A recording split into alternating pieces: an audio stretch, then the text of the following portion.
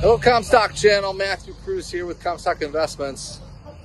I'm with our 2026 Brazil Farm Tour group in central Mato Grosso. We're near Sorriso in the central part of Mato Grosso. Pretty wet today, but they got one combine going here behind me. They're getting kind of slowed up by rain. It's pretty wet here right now, but they're taking some soybeans out at 23% moisture, they said. They have a bin and dryer on their farm, and they're drying it down to 14%. They have to do that, otherwise they'll never get done. So they're harvesting between the rains, and so I'm standing on a service road here, and on the other side of their property, you probably can't see it in the background, but there is a planter planting corn on the other side of the road here. This is what would be considered a relatively small farm. It's only about 7,000 acres, this property, but they plant it twice. So they're planting 14,000 acres, 7,000 of beans, followed by 7,000 acres of corn, second crop corn. And so that's really their goal, is to go as fast as they can now to get the crop in early, because the more earlier they can plant the corn, the better their yields will be. They plant as much in January as possible. There probably looks like they're going to plant quite a bit in February at the rate they're going, but it's still on time. As long as you can get most of the crop in by February 20th, be able to reach trendline yields. One of the things that we were talking to this farmer about was how much they spray. I think that's something that we, maybe take for granted in the United States, is our tough winters, our cold winters. At the time, they're hard on us, but it helps to kill off a lot of disease pressure and things like that. So on his soybean field, they plan on about 15 spraying passes per season.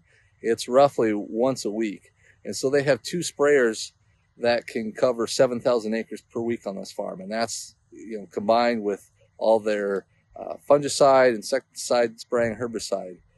Compare that to my farm in Iowa. We do maybe 3 or 4 spraying applications the whole season compared to their 15. And the problem is it's Brazil, right? It's warm more or less year round, and so it's kind of a natural greenhouse, and so they don't have that winter kill that we do. And so the cost of that is they do a heck of a lot more spraying than we do. The overall national corn yield average in Brazil is only about 100 bushels per acre. On this property, investing in fertilizer and getting it in early like they do, they averaged last year about 160 bushels per acre, which may not sound like much in the United States, but for here, it's fantastic. And so most of their corn that they're producing, they've sold about 40% of their corn, next crop corn already, to the local corn ethanol plant, which is something we've talked a lot about the corn ethanol growth that we're seeing in Mato Grosso. They're doing really well. They're averaging about 70 bushels per acre right now. They're about 1/3 of the way done. So they have a long ways to go yet. Probably another month yet of harvest. Probably be a record yield if they are able to maintain that on the farm average. I think last year they did 68 bushels per acre on this farm. So today we're on a different property, still in central Mato Grosso. This farm is unique because it's one of the top 5 largest grain farming production companies in Brazil, the Bom Jesus group. And they farm close to or over 600,000 acres. And they're mostly in Mato Grosso. They have one farm in Bahia, but most of that 600,000 acres is in one state. They have, of course, that's spread across, I think, close to 50 different farm units. This is one of their larger units, where it's about 22,000 acres, all in one chunk, basically. And they have 35 combines going right now, and they're spread in different locations around the farm. There's probably close to 10 combines. We'll try and find them all here. 10 combines going right now, all different colors and sizes. You get John Deere, New Holland, Massey. But this farm they're actually doing a lot of second crop cotton. I know we talk a lot about second crop corn, but there's a lot of a distant third crop is cotton here in Mato Grosso. And so they plant a lot of that here. And they're a little bit behind. They want to get it all done, harvested and planted by the end of the month. And now they're looking like they're going to get be more like mid-February before they get the harvest out, the beans out, and the cotton in. But let's see, so we got one combine there. There's another one there, another one there. Several more way out in the distance.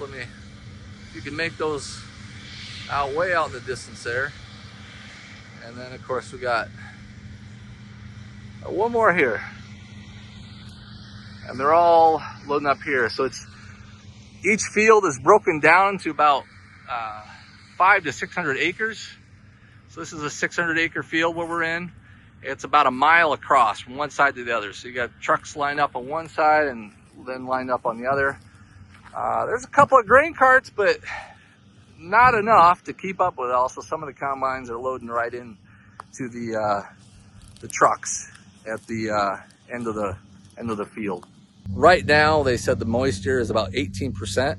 They'll start around 20%. They'll start cutting, and it's in the morning, at late morning. By the afternoon, they said the moisture will drop to 15%. So they don't, in this particular farm, they don't have a dryer, and so they're loading it up, taking it about 35 miles, 40 miles to town, and where they sell it to one of the grain trading companies. They'll give the appropriate moisture discounts, but that's kind of normal. They gotta get started. There's a lot of work to do to get the beans out and the corn and cotton in, and so they'll take it at higher moisture here. But one of the things they talked about is how cotton prices are so poor that they're thinking about reducing their cotton acres here a little bit and planting more corn. Corn prices aren't necessarily very good here, but they're a little bit more stable as the corn ethanol plants have been increasing and demand has been increasing along with that. And so they're asking us, some of the U.S. growers, for tips on how to increase their yields here. And so I think they're looking at increasing more corn acres here in the future. Some of these trucks' capacity is as much as 1,600 bushels. Somebody asked if there's a weight limit on the roads. Technically there is. Depends a little bit on the size of the truck.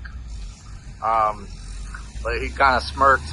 The manager kind of smirked and said, "There's no checkpoint on our way to the delivery point of the grain trading company, so we pretty much load these trucks to the max, even though they're probably over the weight limit." But in some areas of the state and the country, those weight limits are enforced. But it's such a huge place. Those checkpoints have a long ways to go to catch up with the grain expansion. So we're on the same farm, but a few miles away from where the harvest was at, and they're planting cotton here right now. So this is January 29th, 2026. Planting cotton here in central Mato Grosso. This is 36-inch row spacing.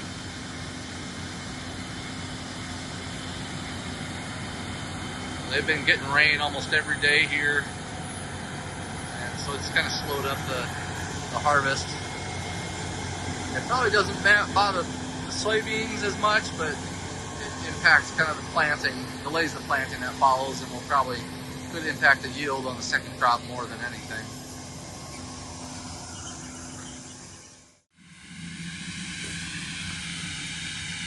Usually find a lot of red soils in Brazil. This one's a little bit darker, just because the clay content is a little higher.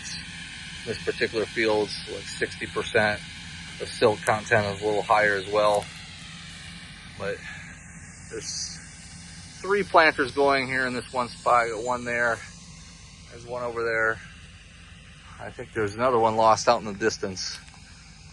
But there's 6 planters in total on this property.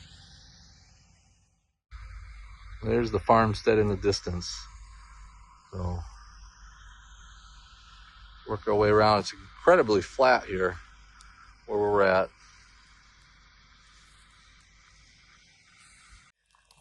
One thing you'll find kind of scattered around Mato Grosso is something that looks like this. These are basically drainage dishes. And so they don't have tile like we'd have back in Iowa. And so they basically dug out their own drainage ditch. And I was talking to the manager on this farm a little bit ago about this. I say, every time I see these things, I never see them filled with water.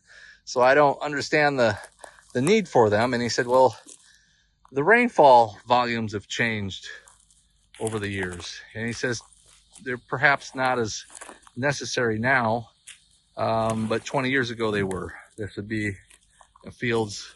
He's basically saying that it used to, on average, it used to rain a little bit more, in his opinion, in Mato Grosso, and that the rainfall volumes have dropped over the last couple decades, and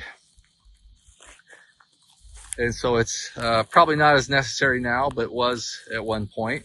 I guess the